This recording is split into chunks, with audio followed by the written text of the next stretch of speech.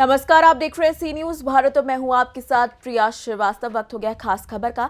खबर नर्मदा से है, जो नर्मदा जिले के एकता नगर स्थित विश्व की सबसे ऊंची प्रतिमा स्टैचू ऑफ यूनिटी के पास आज अंतर्राष्ट्रीय पतंग महोत्सव 2025 का आयोजन किया गया। जिला वहीवंती तंत्र, गुजरात प्रवासन निगम, गांधीनगर और स्टैचू ऑफ यूनिटी के संयुक्त उपक्रम में Sardar Sarovar Narmada dam view point 1 के पास अंतर्राष्ट्रीय पतंग महोत्सव का आयोजन किया गया। यह कार्यक्रम में नांदेड़ के विधायक डॉक्टर दशराबेन देशमुख, जिला पंचायत के प्रमुख भीम सिंगाभाई ताड़वी के साथ ही 7 अन्य उपस्थित रहे। महानुभावों ने गुब्बारे उड़ाकर कार्यक्रम का शुभारंभ किया। एकता नगर में अंतर्राष्ट्रीय पतंग महोत्सव के आयोजन से देश विदेश के कई लोग प्रभावित हैं और पतंगबाजों ने अलग अलग अंदाज में यहां करतब दिखाए और काफी अद्भुत नजारा देखने को मिला। इस अवसर पर स्टैचू ऑफ यूनिटी पर आते प्रवासियों और जिले के नागरिकों को भी एक नया अवसर मिला और लाभ लेने का सुनहरा अवसर मिला। एकता नगर में आयोजित अंतर्राष्ट्रीय पतंग महोत्सव में अर्जेंटीना, ऑस्ट्रेलिया, बेल्जियम, ब्राजील के साथ 13 देश से आए हुए 34 पतंगबाज और गुजरात के साथ पूरे भारत से आए 31 पतंगबाज मिलकर 65 पतंगबाज एकता नगर के आकाश में रंग बिरंगी पतंग का आकाशीय सुंदर दृश्य बनाया गया। वहीं कार्यक्रम में उपस्थित सभी लोग मंत्रमुग्ध हो गए और ये दृश्य बहुत ही अद्भुत और अविस्मरणीय रहा। गुजरात राज्य में नर्मदा जिला में एकता नगर खाते डेम व्यू पॉइंट पर तारीख 11 થી 14 જાન્યુઆરી સુધી आंतरराष्ट्रीय पतंग महोत्सवનું आयोजन કરવામાં આવ્યું છે। આ આયોજનમાં गुजरात અને દેશની સાથે સાથે 40 જેટલા દેશના પતંગ રસિયાઓએ આ મહોત્સવમાં ભાગ લીધો છે। 1989માંથી ગુજરાતમાં આંતરરાષ્ટ્રીય પતંગ મહોત્સવનું આયોજન થયું।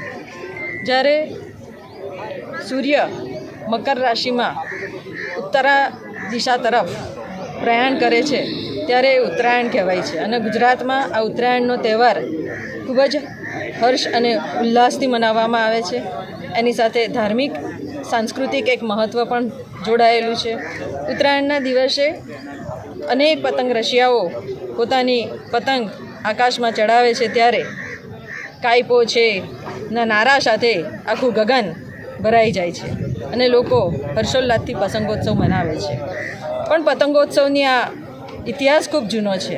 રાજા મહારાજાઓના સમયથી પતંગો ઉડાવવાનું ચાલ્યું આવ્યું છે અને આજે ગુજરાત નહીં પરંતુ દેશભરમાં, વિશ્વભરમાં પણ પતંગોત્સવ કરવામાં આવે છે। પતંગના આ ઉત્સવ દરમિયાન ગુજરાતમાં જે ભત્રીજાઓ હોય, ભાણિયાઓ હોય, એમને તલની લાડુ, ચીકી, શેરડી એનું દાન કરવામાં આવે છે અને ગુપ્ત દાન કરવામાં આવે છે। એની સાથે સાથે જે ધાર્મિક મહત્ત્વ જળવાયેલું છે કે ગાય હોય એ ગાયને જુવારને બાફીને, જેને ઘૂઘરી કહેવામાં આવે છે, એ ખવડાવવામાં આવે છે અને ગાય માતાની પૂજા કરવામાં આવે છે।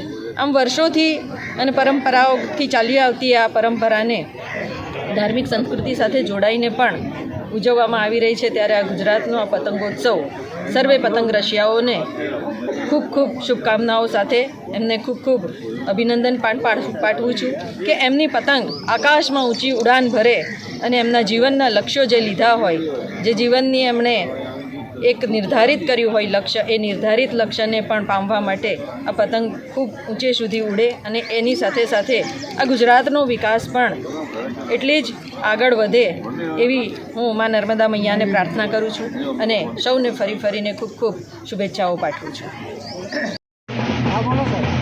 આજરોજ નર્મદાના તટ પર આજે આંતરરાષ્ટ્રીય કાર્યક્રમમાં દેશ વિદેશીઓ લોકો ઉત્તરાયણના મહોત્સવમાં અહીં પધારવાના છે। ત્યારે 40 દેશના પ્રવાસી ઉત્તરાયણો અહીં આગળ આવવાના છે। ત્યારે મારી સાથે નાંદોદ વિસ્તારના ધારાસભ્ય ડૉક્ટર દશનાબેન દેશમુખજી, જિલ્લા પંચાયતના સભ્ય મમતાબેન તેમજ જિલ્લા પંચાયતના સભ્ય સંજાબેન આજરોજ નર્મદાના તટ પર જ્યારે દેશ વિદેશી અહીં આગળ ઉત્તરાયણના મહોત્સવમાં પધારવાના છે ત્યારે અહીંયા ગુજરાતના અહીં આગળ નરેન્દ્ર મોદી સાહેબ આ ગુજરાતમાં આ ઉત્તરાયણના તહેવારને મહત્ત્વનો તહેવાર માને છે ત્યારે અહીંના 40 પ્રવાસીઓ અહીં આગળ પધારવાના છે ત્યારે અહીંયાની સારી એવી ઓળખને સારી એવું અભ્યર્થના લઈ અને ત્યાં જાય એવી અભ્યર્થના રાખું છું. નમસ્કાર મિત્રો, હું છું વસીમ મેમન અને આપ જોઈ રહ્યા છો સીરીઝ ભારત. આજે અમે ઉભા છીએ નર્મદા જિલ્લાના એકતાનગર સ્થિત વિશ્વની સૌથી ઊંચી પ્રતિમા સ્ટેચ્યુ ઓફ યુનિટી ખાતે.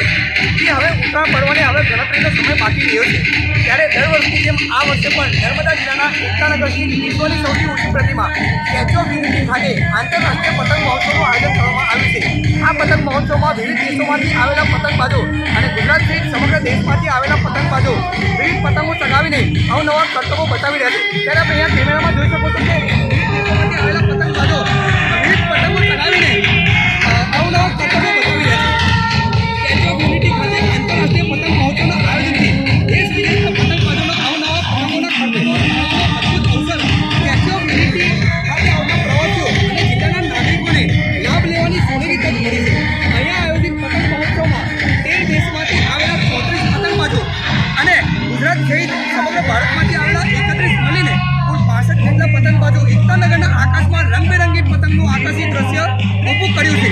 પતંગબાજોના વિવિધ કરતબો જોઈ કાર્યક્રમમાં ઉપસ્થિત સૌ પણ મંત્રમુગ્ધ બન્યા છે. અહીંયા ખરેખર આ દ્રશ્યો અદ્ભુત અને અવિસ્મરણીય છે. ત્યારે આપણે અહીંયા કેમેરામાં જોઈ શકો છો કે વિવિધ દેશોમાંથી આવેલા પતંગબાજો અવનવી પતંગો ચગાવીને અવનવા કરતબો બતાવી રહ્યા છે. એકતાનગરથી વસીમ મેમન, ન્યૂઝ भारत, नर्मदा. नर्मदा से सी न्यूज संवाददाता वसीम मेमन की रिपोर्ट। फिलहाल इस खास खबर में इतना ही। देश दुनिया की बाकी और खबरों के लिए आप बने रहिए सी न्यूज भारत के साथ।